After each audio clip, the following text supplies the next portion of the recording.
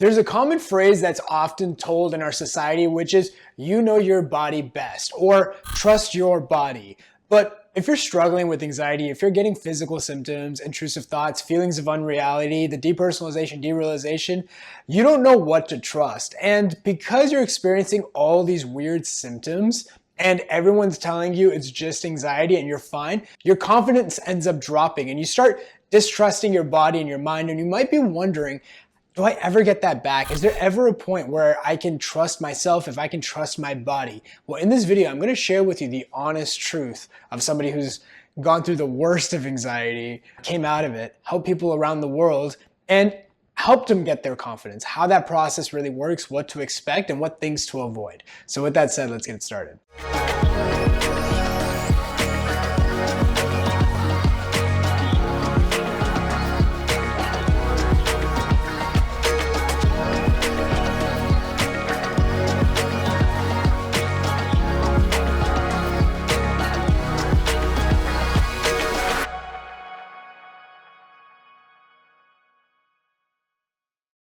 Now, before I get into this video, I'm not going to be talking too much about the mechanics of anxiety or how to respond to certain symptoms or how anxiety creates certain symptoms. If you really want to know that, I have a free ebook down below. The link is down below in the description box, really breaking down the mechanics of anxiety, how anxiety creates certain symptoms, and how to focus on the recovery journey. This is going to be more focused on really understanding the principles and the mindsets behind anxiety recovery. And one of the things people get tripped up that I often get a lot of messages of is, hey, how do I trust my body versus how not to? Or how am I going to develop the trust in my body? So I grew up in a household where the convention was, you know your body best. And if you feel something's uncomfortable, then avoid it. And if you feel a certain way because of something, well, then that's a good sign that your body is responding well. If I felt a certain way, that was my body's way of communicating with me.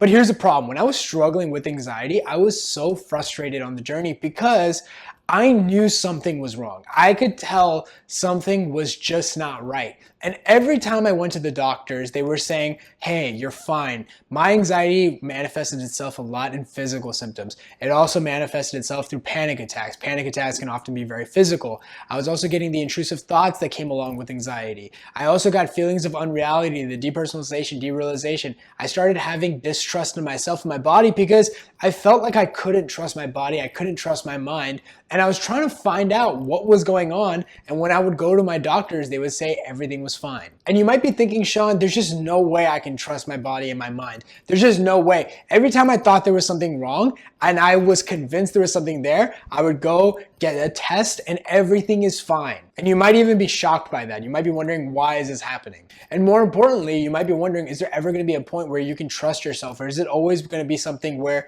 you're going to the doctors consistently? Well, here's the honest answer. The truth is that you can trust your body, but not while you're in a sensitized state. I find that this advice, that you know your body best, is the worst advice to give an anxiety sufferer. Now, this doesn't mean that this is bad advice. I'm just saying that it's not good advice for somebody who's struggling with anxiety. And the reason why is because when you're struggling with anxiety, your nervous system becomes very sensitive. The smallest things cause it to overreact. This is why you're experiencing really intense physical symptoms and the feelings of unreality. Anxiety is always trying to keep you safe, so it's always thinking worst case scenario. And the weird emotions that you're experiencing. You're going to be experiencing all of these or some variations of these in the anxiety recovery journey. And what happens is a lot of anxiety sufferers find that if they feel the symptom, that means something's wrong. They start going to the worst case scenario. Heart palpitations, the onset of a heart attack. Digestive issues mean that they have some sort of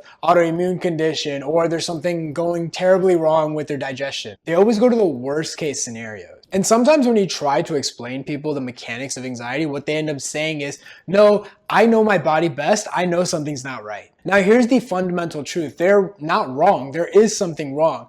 But the thing is that there's nothing physically wrong. And what happens is that every time you follow your feelings, you'll always fall back into the spiral of anxiety. The first thing I teach people in my mentorship when I'm guiding them to overcoming these symptoms, going back to living, the very first thing I say to every single person that joins the mentorship is, the first thing I say is, don't follow your feelings or your symptoms. focus on the response. Because if they keep chasing their feelings, the answer to their anxiety is not in their feelings. And the advice of you know your body best, fundamentally, people don't even understand the mechanics of their anxiety. They don't really understand what's happening with their body at that time. Now, what happens when you go through the recovery journey? Do you end up trusting your body again? Well, here's the awesome thing. As you go through the recovery journey, your symptoms will die down on their own. Your symptoms won't be as extreme and your symptoms won't flare up all the time. And there will come a point over time where all the symptoms aren't even there. They don't bother you. They don't show up. You don't get intense symptoms or intense anxiety. Then it's totally fine to trust your body and your mind. What's actually interesting that I've found is that once people go through the recovery journey, they're in fact more intuitive with their body and their mind. But while they were in the journey, they just didn't know what to do, or they just couldn't trust their body and their mind. So the advice I would give is obviously make sure you get everything ruled out from your doctors. Make sure you get a comprehensive medical examination. If a symptom is really throwing you off, just make it simple, get it ruled out, and believe them if they're saying it's anxiety. Then the second thing I would focus on is really have a close circle around you, somebody or some people that you really trust. And when I mean trust, I mean these people, their best interest is you. They want you to be happy. They want you to be healthy. For me, that person was my dad. Anytime I felt some weird symptoms and I wasn't sure, I would go back and I almost had to leverage my dad's mind while I was going through the recovery journey. But as I got better, as the symptoms calmed down, as the fog of anxiety ended up disappearing, I was able to make my own decisions and I could tell if there was something wrong. If I felt sick or if I was under the weather, I could tell that this was something physically wrong or this was anxiety. But this took time. And a lot of this had to do with developing confidence in myself, recognizing that there's nothing wrong with my body, there's nothing wrong with my mind. And I learned that through the recovery journey. So right now you might feel like you can't trust your body because every time you follow your body or you feel like something's wrong, you get everything ruled out and they say it's fine. In that case, I always say, focus on understanding first what's even happening. Understand the forces at play, which is anxiety. Why anxiety creates certain symptoms.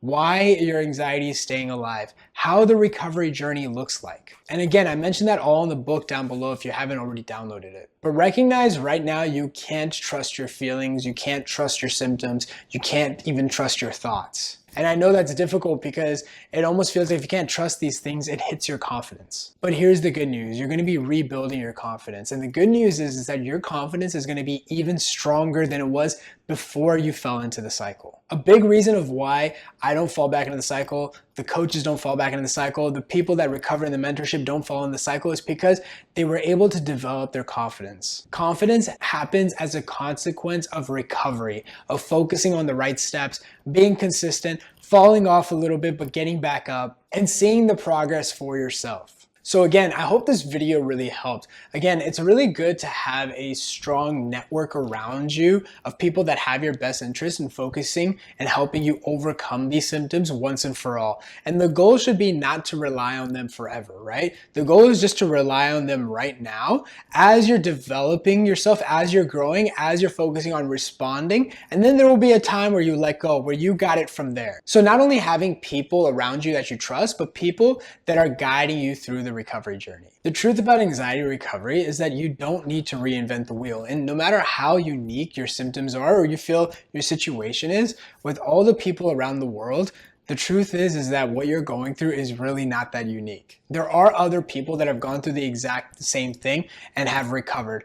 I didn't believe this myself when I first started going into the anxiety space. This may sound kind of silly, but once I recovered and I committed myself to helping people recover, my biggest question was, what if there's nobody to help recover? I actually felt like I was that unique. Even though I had recovered and I knew exactly what to do, I just felt like a lot of people didn't fall into the cycle. But the truth is, as a mentor, now having a mentorship, helping people in probably 80, 90 countries at this point, I was totally wrong.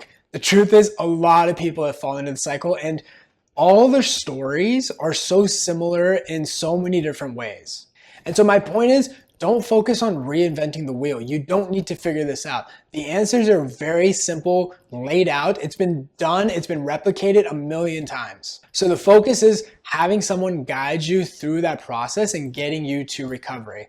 And what I would just say is find somebody who specializes in that. If you want that to be me and my team, that's cool too. You can click the link down below and apply for mentorship. When you apply, there's gonna be a video really breaking down how the mentorship is, just giving you a good idea to see if this is something that would really help you on your journey. And if not, that's totally cool. And if you feel like this is exactly what you need, then what we will do is we will have an application process where we'll just have you fill out an application. We'll have a quick chat with you. We really wanna make sure that this is something that's gonna help you on your journey. And if it's a right fit for you and we feel like this is something we could definitely help you with, well, then we'll just take you underneath our wing and we'll just guide you through the recovery process. We work with you for a few months, making sure you know how to respond, making sure that you're getting a hang of it, making sure that the symptoms are going away and you're going back to living. And again, the focus is not relying on us forever too. We want to be your mentors. We're not interested in being your consultant, just telling you what to do.